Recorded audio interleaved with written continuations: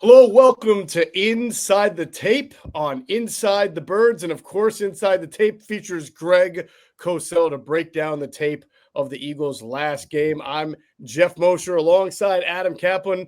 And Greg, I don't know if you know this because you watch the tape, you don't always watch it live, but there was a lot of boos at Lincoln Financial Field going on in the second and third quarter as the defending Super Bowl champs kind of looked like chumps on offense. And so we figured let's break down the offense here in part one. We'll get to the defense on the next episode. And it was certainly a tale of two different offenses. So before we really pull it all apart, look at some all 22 clips, I am interested in getting your overall takeaway as you're seeing a team just almost dormant on offense, then all of a sudden flick the switch and turn it on. You know, it's funny. I watch Red Zone on Sunday, but obviously they show the plays. So I saw, the big plays and the key moments in the game. But as I was really watching the tape and studying it, as you guys, could see when I sent you my notes, all I could think of was when I spoke at length with Steve Spagnuolo this summer, and he said to me that the most important player in the Eagles offense is A.J. Brown. Which would probably surprise a lot of fans because they would think it's Barkley or Hurts, Yeah. But because you can really stop a run game if you commit enough to it. Now, can a guy break one? Sure, that can happen anytime. But if we saw what Spags did in the Super Bowl. He made it a concerted effort to stop the run game, and he did. But in so doing, the thing is if you're going to defend a receiver outside the numbers, you're pretty much playing one-on-one, whether it's a zone call or a man call. That corner has to match up one-on-one. And there may be, Brown is in the top three receiver group in the league. It's Jefferson, Chase, and Brown. One can debate, who they like better. But the point is that Brown is really, really hard to defend one-on-one on the outside. And as I'm watching this tape and they started throwing to him on the outside, to me, the biggest play in the game was that 3rd and 10 when they were deep in their own territory. And he hit Brown, who turned it into, I think, a 25-yard gain, if memory serves me correctly. Is it the play right before the Goedert touchdown, Greg? No. Okay. No. They were deep in their own territory. Yeah. I know what you're talking about now. Yeah. Right. Yeah. And the Goedert touchdown happened before that. But it was 3rd and 10 from their own 9-yard line. That was the play. Right. And he turned it into 25 yards. It happened to be cover one on that play. But the point is, even if it was his own concept, he's outside the numbers. So, it just made me think of what Spags told me. And they started throwing the ball in all these critical high leverage situations. Where did the ball go? It went to Brown outside the numbers, Yes. I mean, and that's, and by the way, that's where Jalen's at his absolute best throwing the football. So that's what I thought of as kind of an overview. We can certainly talk about the Goedert play. I don't know what tape you're going to show. I think what we people really want to understand from both a big picture look and then tape, which you'll go through, is where were the plays in this? So I'll help you here. There were 17 snaps between their 17 offensive plays between the touchdown that they scored early after the interception, Right. And then that play to A.J. Brown that I was talking about that preceded the Goedert touchdown where things really started to change. And in those 17 plays, they netted 9 yards. Right.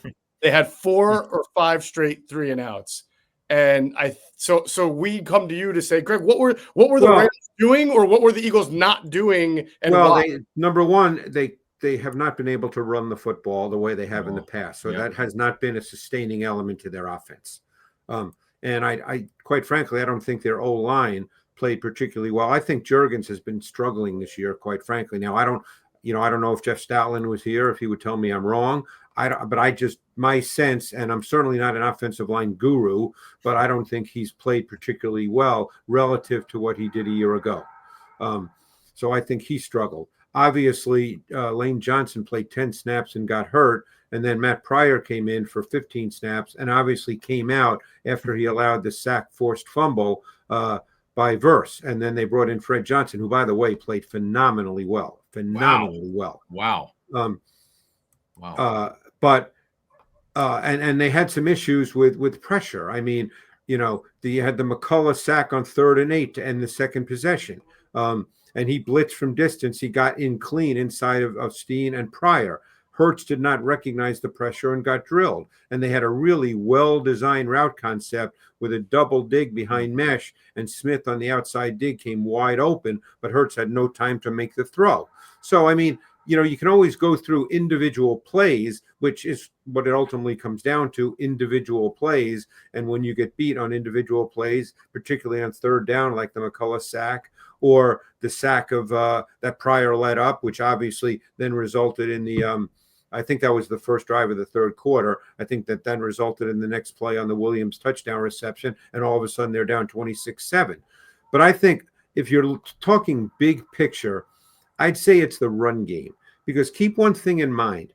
Hurts ended up in this game throwing for over 200 yards in the second half alone, which is amazing and very rare, because the Eagles, I believe, have won something like 19 of 20 games now. Is it something like that? Yes. Some crazy stat. 100 to 100. If I'm not mistaken, and somebody can easily check this, I didn't do the math, but I think I saw somebody say this, that in those 19 wins, he's averaged like 180 yards passing. Yeah. They're not a passing team. Yeah. So this game demanded it, and they obviously did it. And that's great. Now, we'd probably be having a different conversation about the game if Jordan Davis doesn't, block that field goal and they lose the game. We'd be having a different conversation. But at their core, they're not a passing team. Mm-hmm. Sure. Sure. Hurts fits this,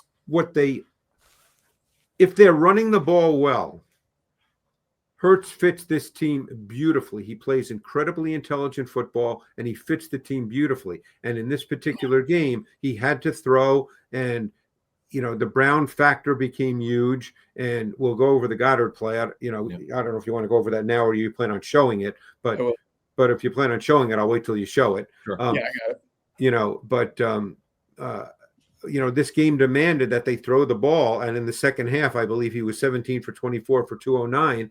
So you have to give Hurts and the pass game a ton of credit. And as I said, Fred Johnson was absolutely critical in this game, because he blocked one-on-one in pass protection a good part of the time, and he essentially did what Lane Johnson does.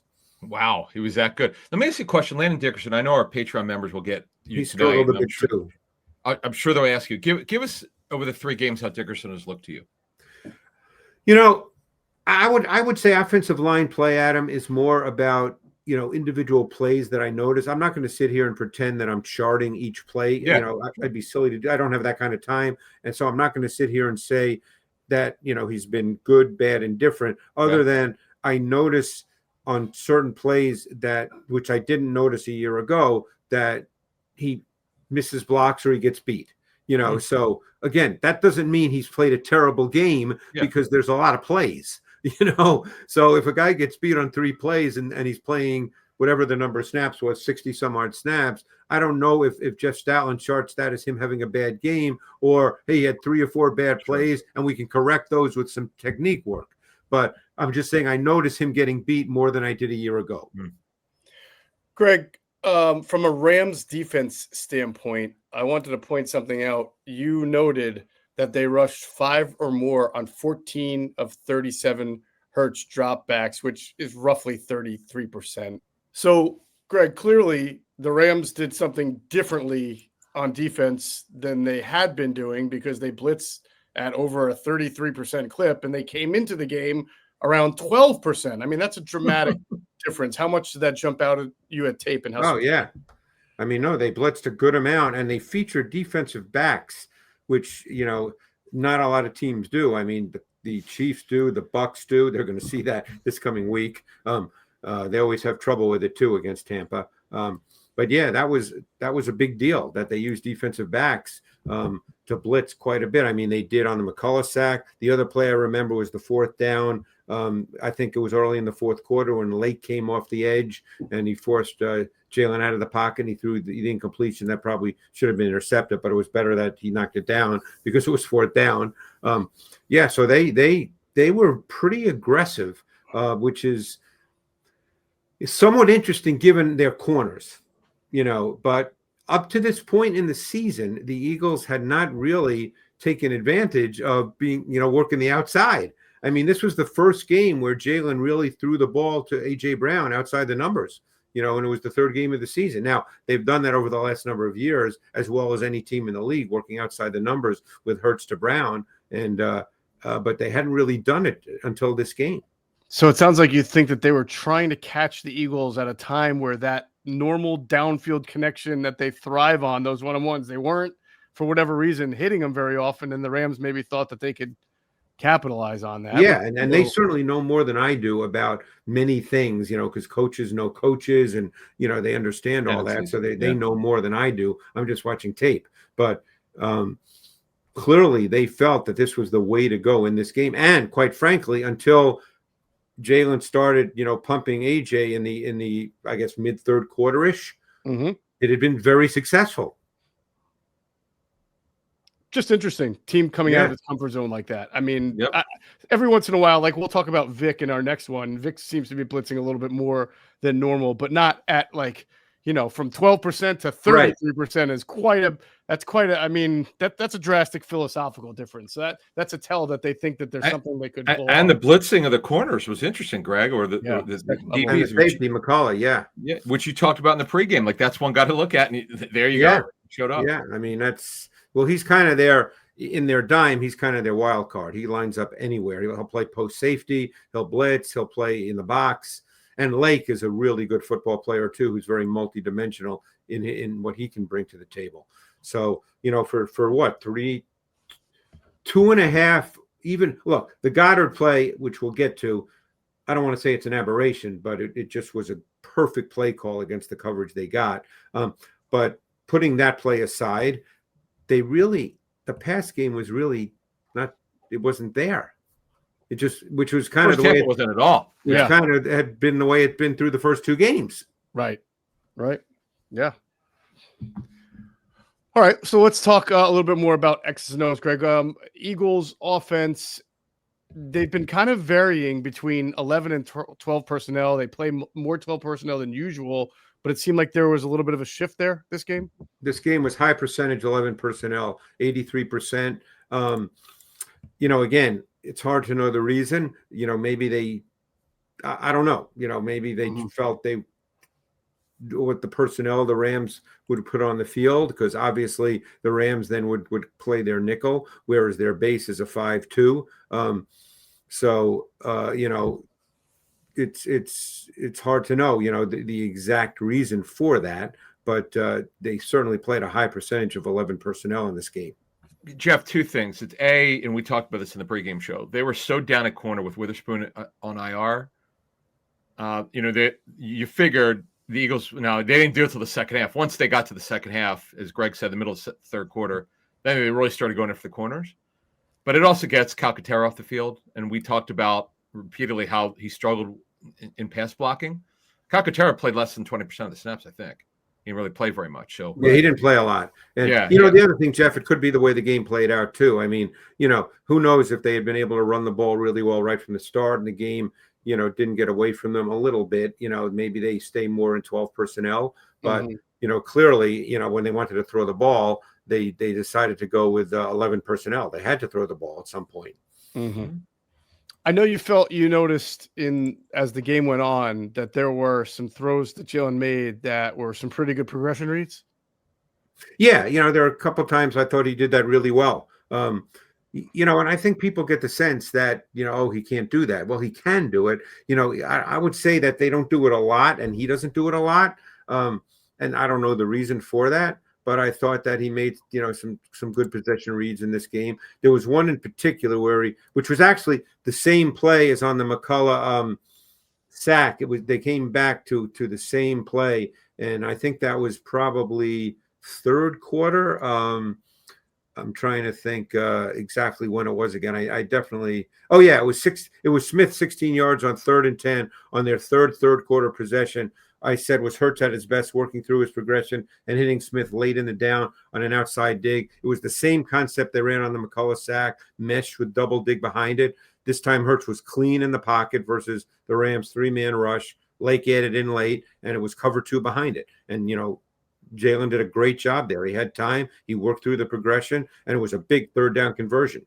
Yeah, that was one of the most important plays of the game. They talked about it after the game. The players did. It seemed like when they went tempo, Jalen started feeling it. He just seemed to be in a rhythm. Whereas the first half, I mean, yeah, you're watching the tape, so we're at home watching. Right. I felt like they could not get anything going. And yes, they did blitz, which is surprising. Second half, it's just amazing. It was like, again, the tale of two halves. He was in a rhythm. Now, here's another question. Did their line protect him better, did you think? Yeah, they did. I mean, yes, I would say that's true for sure. I mean, yeah, they did. When this was a game where they did go more no huddle, and that's another factor. I probably forgot to put that in my notes. That was the tempo. I was typing everything, but they went more no huddle. I mean, 12 of Jalen's dropbacks were no huddle, and he was 9 for 10 for 80 yards with a touchdown. So again, they did more as this game progressed, probably because they had to, but they did more of that than in either of the first 2 games, and more like last year, where no huddle was clearly a foundation of the way in which they played. Yeah, I think some of our YouTube conspiracy theorists have the cart before the horse on the no huddle, because some are suggesting that the no huddle is the reason why the offense functioned so well, and wondering why they didn't do it earlier in the game. And my counter to that would be, well, you can't go no huddle when you're facing 2nd and 8 and 3rd and 10 and 3rd and 15.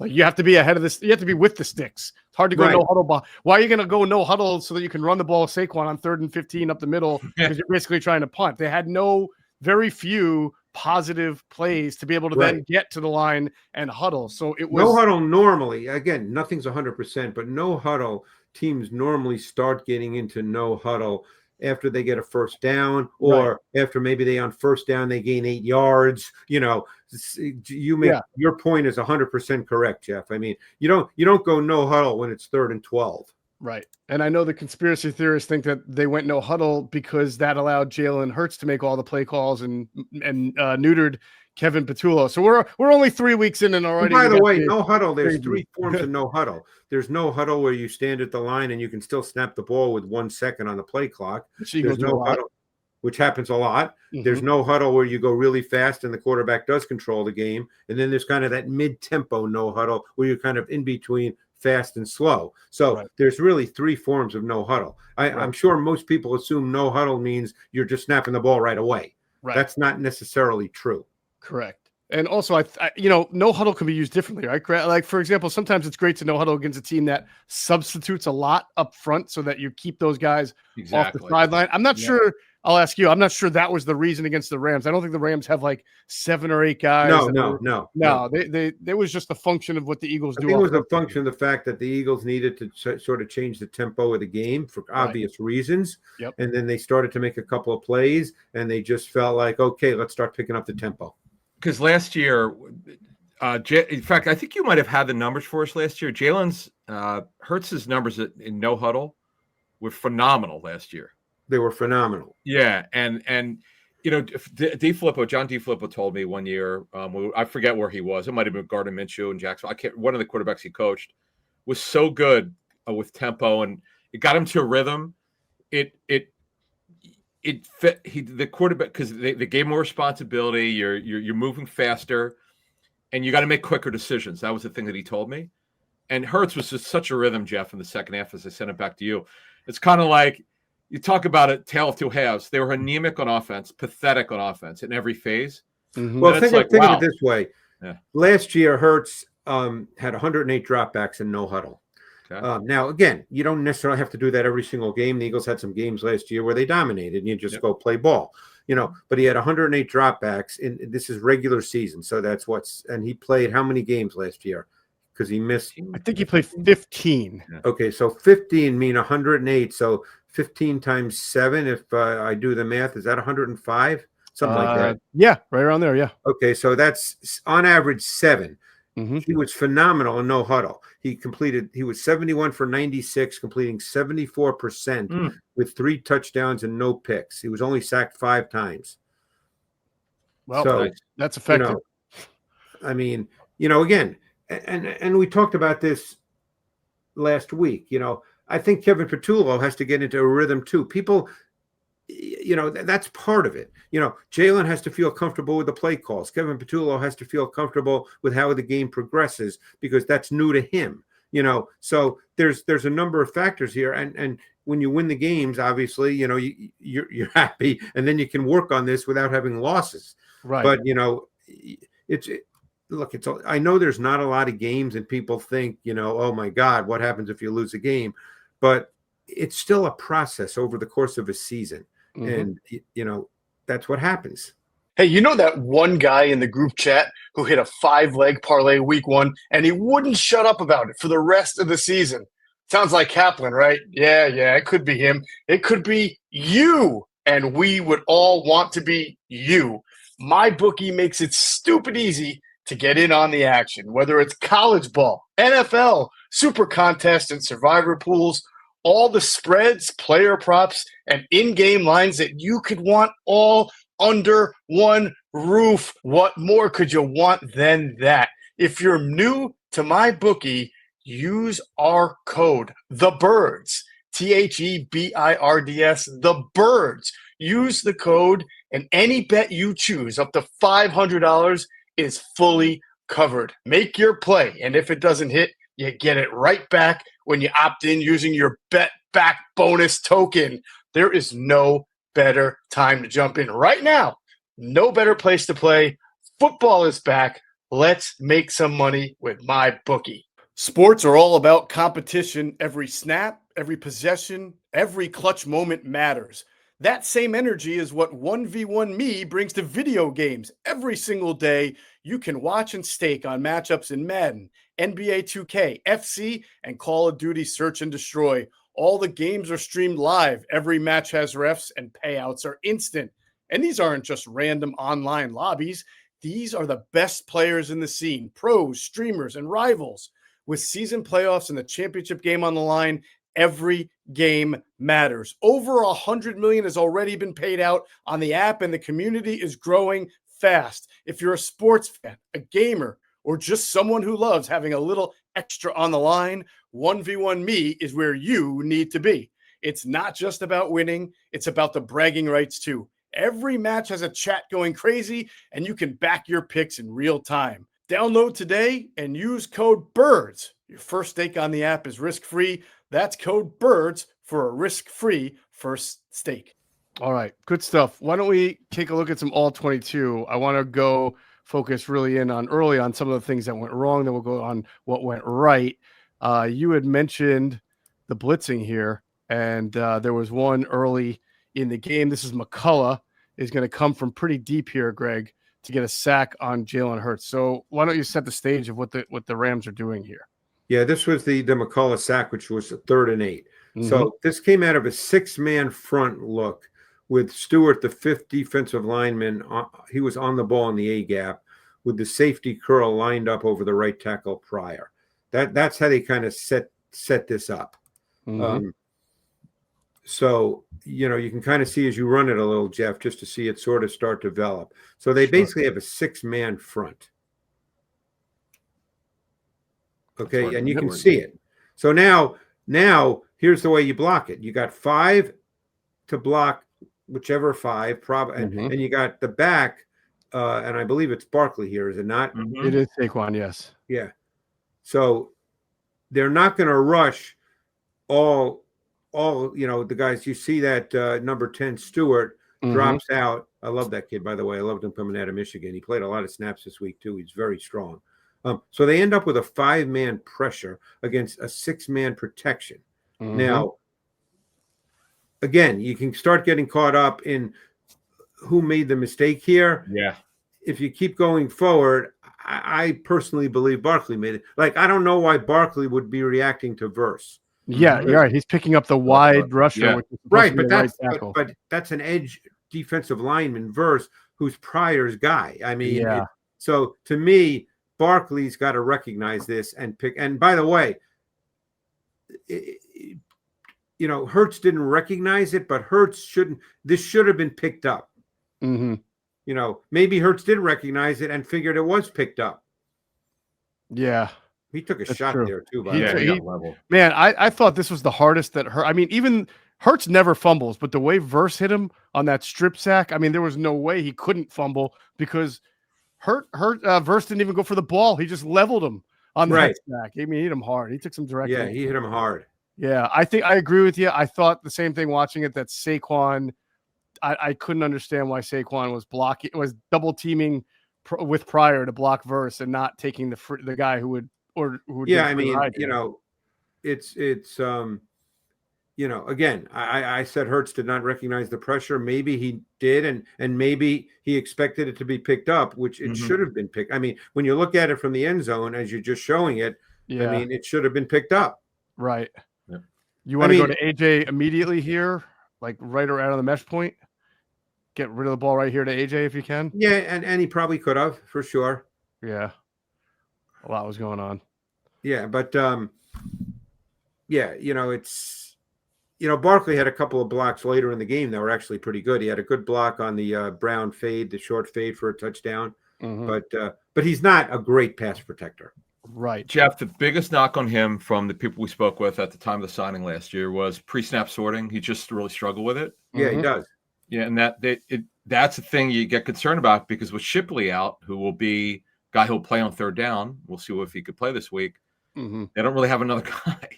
Yeah, no, you're right. You're right, Adam. The times last year that we credited Saquon Barkley and say, hey, he's making improvements, seemed to be when he knew exactly who to block, where to get his body, and where it was coming. But the sorting element is half the battle, and you got to know who you're responsible for before anything. And that time, running backs have to understand fronts and pressures the same as quarterbacks. Right. And that's, look, we all know there's some guys who stay in the league just because they can do that really, really well. Jeremy McNichols, by the way. I talked to someone who's now with Washington, Geoff. Yeah. He's in the league because he could pass protect. Yeah. I mean, some guys are really, really good at it. Yeah. All right. I mentioned those 17 plays where the Eagles basically did nothing from the bottom of the end of the first quarter to the third. But here we go. This is ironically happens after a holding call by Landon Dickerson, puts him at, I believe it was like 3rd and 12. And this is where he hits AJ Brown for 38 yards right before the Goedert touchdown. Oh, and the Goedert touchdown was the next play. Yes, it was. Quarter, So we'll take a look at it. This is third quarter. This is, to me, what opens it up, Greg. The first big play of what would all of a sudden become a bunch of big plays. And again, it looks like the Rams here are showing like they want to be aggressive up front. Yeah. Well, this was Sluggo, right? It was with Sluggo, yeah. Yeah, this was Sluggo.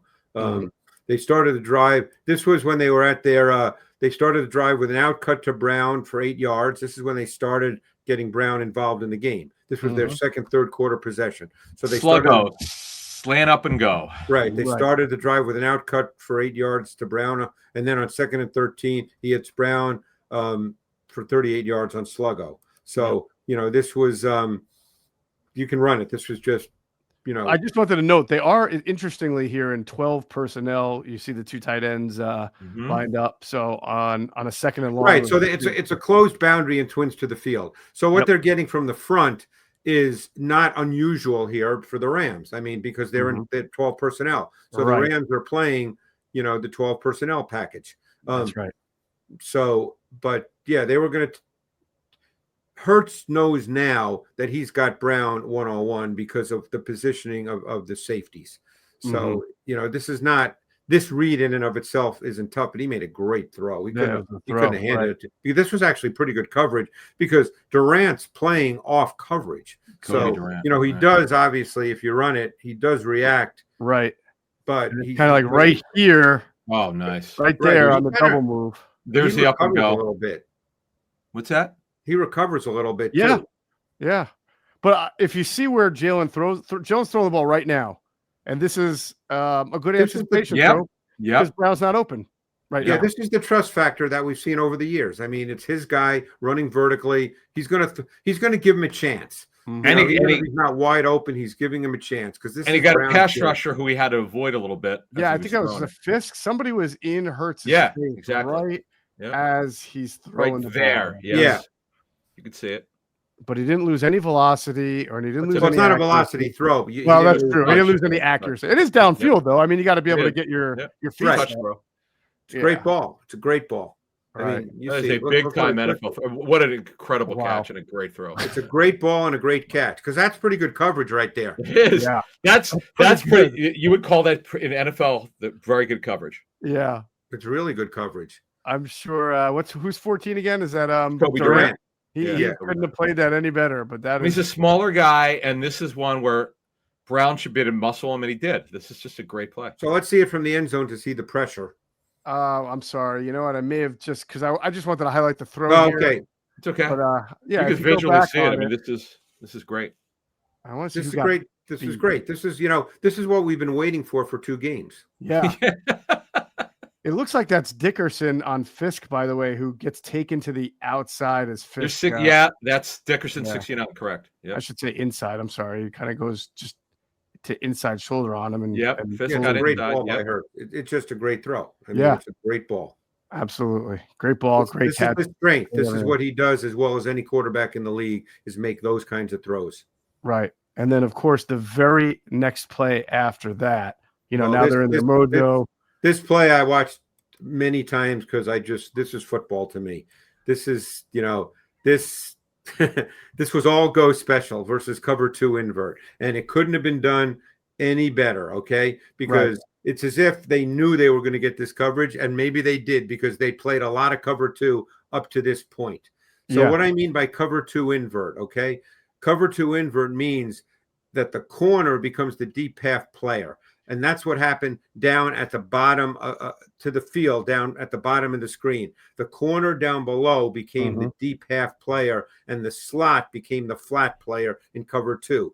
So now, because it's all go special, meaning it's 4 go routes in a 2x2 set, because that corner down below becomes the deep half player, he's so far removed with what's happening to the boundary that he's not even a factor in this at all.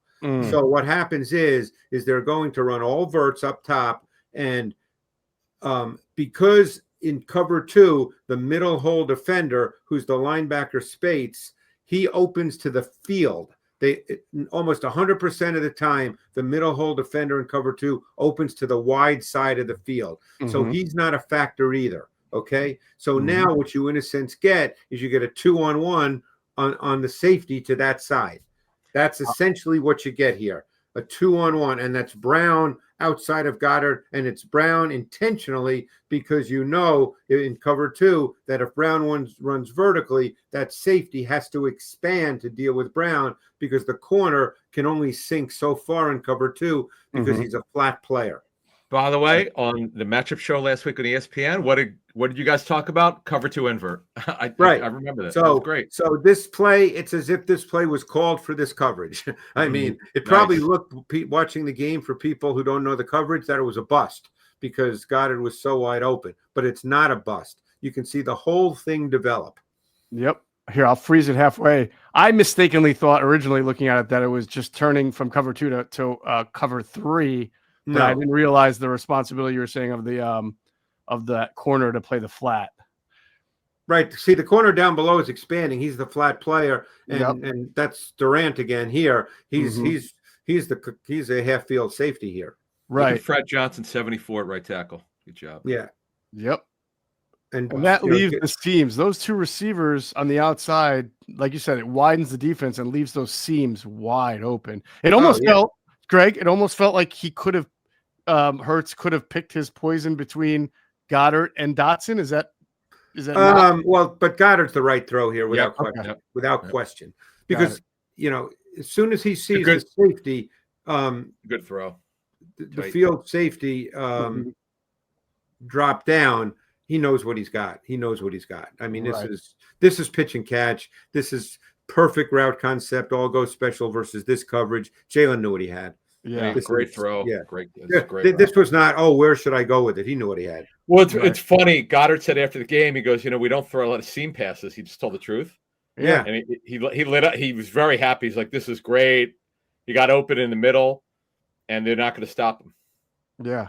The Eagles have been seeing a lot of cover too, Greg, the last 3 weeks. I mean, I feel like They played, and the Rams played a lot of it up to this point, which, like I said, could have been called because this was 1st and 10. It was the play right after the Brown great catch we saw, and great ball by Hurts. They could have anticipated, because everything in football is probability and tendency. Nothing's 100%, but you feel pretty good, about what you're going to get. Right. Mm-hmm. All right, one more, and that is the deep dig we're going to look at. Was this the Smith 3rd down? It is 3rd down, and this was a really nice play, I thought. And what we talked about with the progression read. But what are the Rams doing here? This was the same route concept as the McCullough sack, where it was mesh and the double dig behind it. And Jalen initially looks to his right, and it's not there, and then he's really well protected here, and he's able to come back to Smith, running the dig to his left. Mm-hmm. So and that's Smith in motion, right? And shift. So it's obviously is this still? Is this 1 or 2? Because the guy is drifting back. Is that a 1 shell or a 2 shell defense? The coverage? Yeah. Keep running it.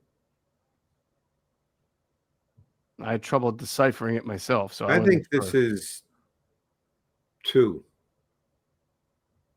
They're just not, the safeties just are not at the same depth. Yeah, because there's nothing on the right side of the field. Go back. It's because as soon as is that AJ up top? Yes. Or is that, watch what he runs. If you play it, so once he runs the shallow, once he's part of the mesh, there's no reason for that safety on that side to keep retreating because there's no vertical threat whatsoever. Got it. All right, so at the bottom, I'm going to rerun it so that we can all focus on Devontae Smith. He comes in motion. He shifts to the bunch. He's number 3 in the bunch. Yep. And you'll see it's a mesh underneath. Mm-hmm. And it's basically now Devonta Smith had to widen his route, which is why this took longer because of what the I think that's Quentin Lake who pushes him outside. Because this took a long time, but fortunately Hurts had all day due to the pass protection. Look at Fred Johnson again, Geoff. Fred played great. Devonta Smith, it's not meant for it to take that long for him to run the outside dig. Mm-hmm. Right. But by the way, is this a planned blitz, or does Quentin Lake just say, I have no responsibilities here, so I'm going to go rush the quarterback? It was a 3-man rush initially, and I think he added in late. I think he was probably part of the pressure, but because it becomes a 4-man pressure, and I think it's cover 2. Yeah, that makes sense. I think we learned that Fangio sometimes likes to have defenders almost like a chip block on an offense, but like hit a guy and then blitz. Oh, that was from when Gannon started running the defense. I recall. Yeah, we heard that. I said, this dig shouldn't take as long, but there's nothing Devonta Smith could do. Yep. And because Jalen had so much time, he worked through the whole because there's no one else open. Right. It's great. Yeah, that was such a huge play. And really protection. I wanted to highlight the protection here. I just thought it was great protection. We'll watch it from this end. I get it. It's just a 3-man rush, but it was a complex one. I mean, they had but it's a 5-man front to start the play. Right. So therefore it becomes initially 1-on-1, what we call 5-0 protection. Yep. And now guys can help afterwards, but they're starting out with 1-on-1 protection. Right. Geoff, I don't think Fred Johnson had worked at right tackle, from what I understand. In practice. Oh, really? Yeah. Okay. I mean, the reporters could ask. I just think he's so long-armed at him, and he gets a great punch right there, and he's able to use that body and arm. Fits too because they dropped out. Look how, you're right, Greg. That pocket is incredibly clean. Yeah.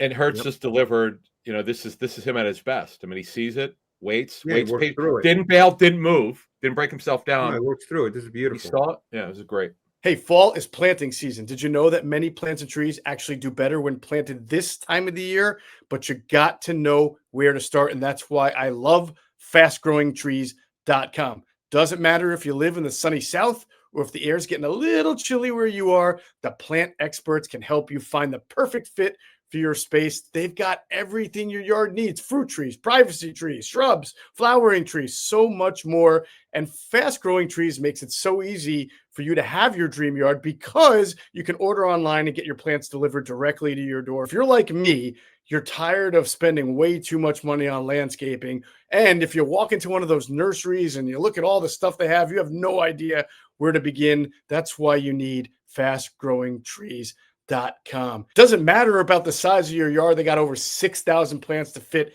any space, and a 14-point quality checklist ensures you will get the best quality plants possible. This fall, they have the best deals for your yard, up to half off on select plants and other deals.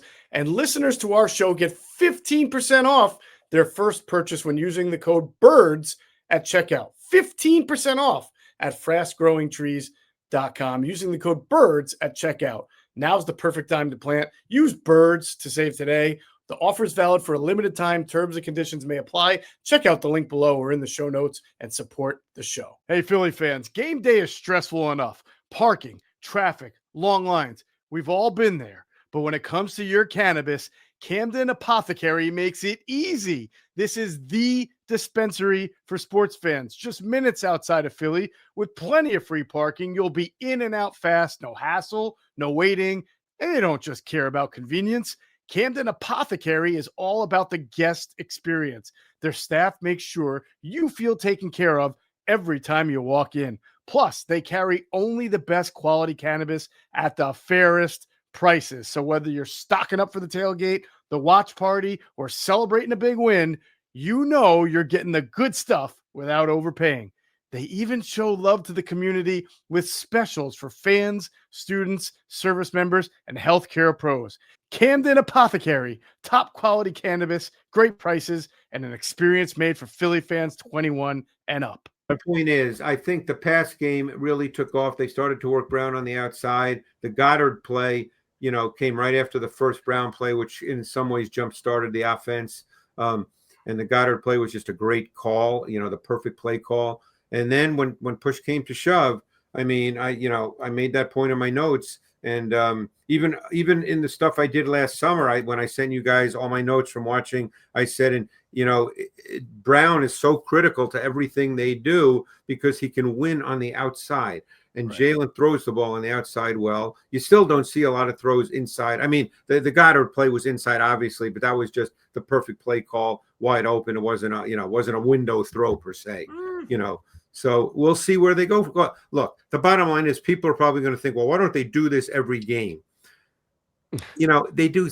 Theoretically, they do some of this every game, but, they're not really built like that. And then people have to ask the question as to why they're not built like that.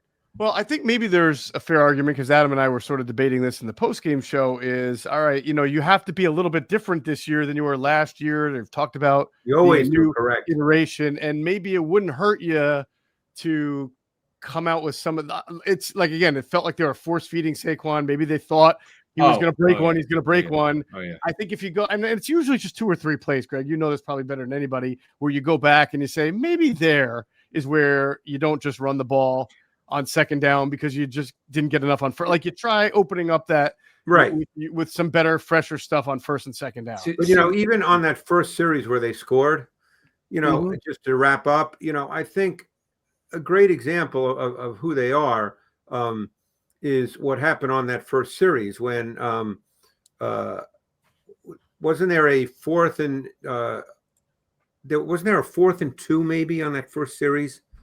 Is that the one Jalen converted on it with a run? Yes, the 4th and 2 where they're in Rams territory. They're not going to kick a field goal. So he ran for 18 yards on his own read concept. Right. They're a 4-down offense in plus territory. I mean, it's plays like that. A lot of teams are not going to do that.